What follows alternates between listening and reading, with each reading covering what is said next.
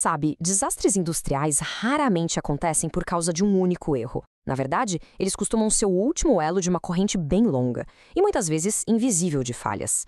A tragédia na refinaria BP Husky, em Toledo, é um estudo de caso marcante sobre como os sistemas e, claro, as pessoas que operam esses sistemas podem falhar.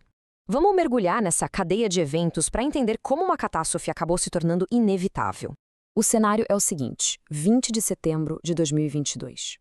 O dia de trabalho já estava quase no fim quando, por volta das 6h46 da tarde, uma bola de fogo gigantesca explode na unidade de processamento.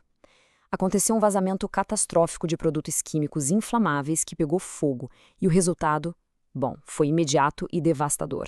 E este não foi um incidente sem vítimas, infelizmente. O custo humano foi terrível. 2 trabalhadores morreram. 2 famílias foram mudadas para sempre por uma falha que, no fim das contas, nunca deveria ter acontecido.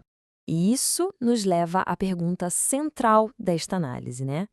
Em uma época com tanta tecnologia, com tantos protocolos de segurança rigorosos, como é que uma coisa dessas ainda pode acontecer? Para responder a isso, a gente precisa ir além da explosão em si e investigar as falhas que permitiram que ela ocorresse.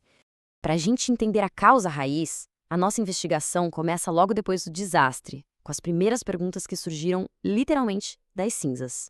Então vamos aos fatos. O incidente foi em Oregon, Ohio, especificamente na unidade de processo de petróleo bruto 1.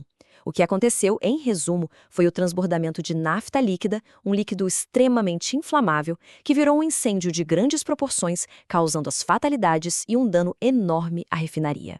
Agora vamos começar a descascar essa tragédia para encontrar a causa física, a causa direta, o que, mecanicamente falando, deu tão errado a ponto de causar esse incêndio. E bem no centro de tudo está este equipamento aqui, o tambor de mistura de gás combustível. Pensem nele como se fosse um porteiro. A única função dele é garantir que nenhum líquido entre no sistema de gás que alimenta os fornos da refinaria. É uma linha de defesa final e importantíssima. O líquido que invadiu o sistema era a nafta, uma mistura volátil e muito inflamável. O problema é que o sistema de gás combustível foi projetado para lidar apenas com vapor. Colocar nafta líquida numa tubulação de vapor é como jogar água numa frigideira com óleo fervendo, só que numa escala industrial assustadora. E foi exatamente isso que aconteceu. O tambor transbordou, o nível do líquido subiu muito além do ponto seguro, e a nafta acabou indo parar nas linhas de gás combustível. Essa perda de contenção foi a faísca que iniciou todo o fogo. Isso levanta a próxima pergunta óbvia na nossa investigação, certo? Um transbordamento não acontece do nada de um segundo para o outro. Existiam sistemas de alerta, não? Por que os operadores lá na sala de controle não conseguiram fazer nada para impedir? A resposta para essa pergunta está num fenômeno muito perigoso conhecido como inundação de alarmes. Pois é, os próprios sistemas que foram feitos para alertar sobre o perigo acabaram se tornando parte do problema. Uma inundação de alarmes acontece quando tem tanto alerta piscando e apitando ao mesmo tempo que o operador entra em sobrecarga. O padrão da indústria diz que mais de 10 alarmes em 10 minutos já é incontrolável. A partir daí, os operadores simplesmente não conseguem mais priorizar e, na prática, ficam cegos para o que realmente importa. E para ter uma ideia da dimensão do problema, é só olhar para isso aqui. A barra azul representa uma taxa de alarme que dá para gerenciar. Já essa barra laranja imensa, essa era a realidade na sala de controle de Toledo. Tentar encontrar o alarme realmente crítico ali no meio seria como tentar ouvir um sussurro numa sala com 100 pessoas gritando. Era impossível. E o pior é que não foi um problema que apareceu do nada. Olhem só os dados. Em janeiro de 2022, o sistema estava operando dentro da meta. Mas nos meses seguintes, ele começou a se deteriorar.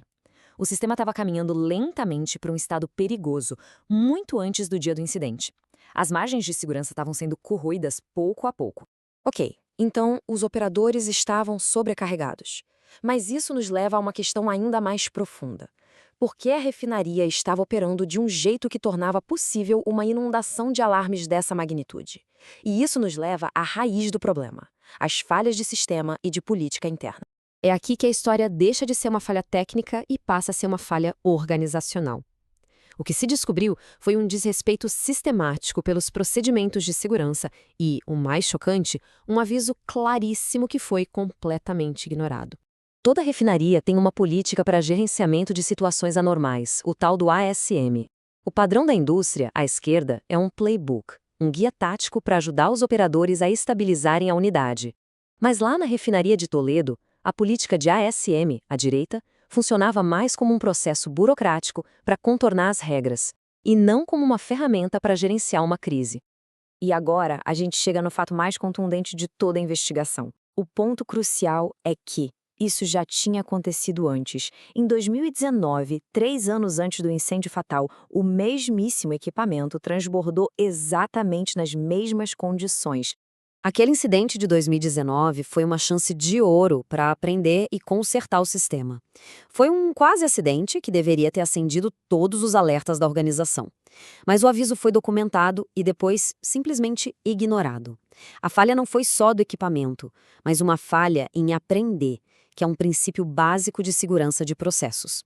Então, como a gente pode transformar essa tragédia em aprendizado? Entender as falhas é o primeiro passo, claro.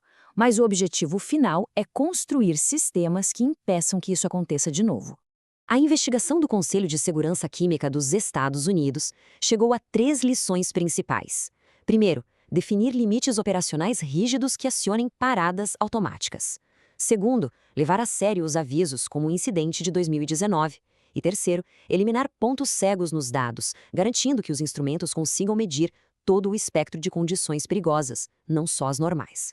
E com base nessas lições, o CSB fez recomendações bem específicas. Pediram uma revisão completa da política de ASM, a implementação de uma autoridade clara para que os funcionários possam parar o trabalho quando se sentirem inseguros, uma gestão de alarmes muito melhor e novas diretrizes para toda a indústria sobre como evitar esses transbordamentos. E isso nos deixa com um pensamento final bem inquietante. A tragédia em Toledo foi uma tempestade perfeita de falhas mecânicas, operacionais e organizacionais. Ela é totalmente evitável.